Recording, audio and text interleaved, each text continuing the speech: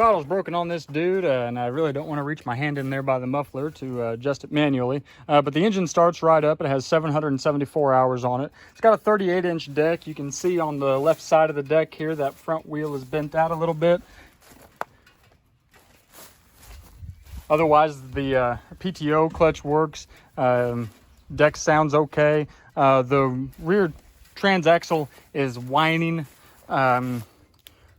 Previous owner stated that it gets weak on hills. You can tell that he's had something on the back of it to tow stuff with. So we're going to test it on a couple of hills, but it sounds like that transaxle may be a little bit weak. We'll test it out on a couple of hills, see what we find out about it. As far as the reason we're parting it out, should be pretty obvious from the cosmetic looks of it alone. Would cost too much to repair, and like I said, it has broken throttle and possibly a weak transaxle. Let's get the serial number on this dude.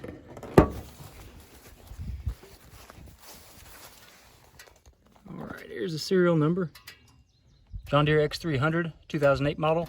We'll be parting this machine out. Parts will be available on our eBay storefront. If you're interested in any parts, have any questions, let us know. Hey, thanks for watching.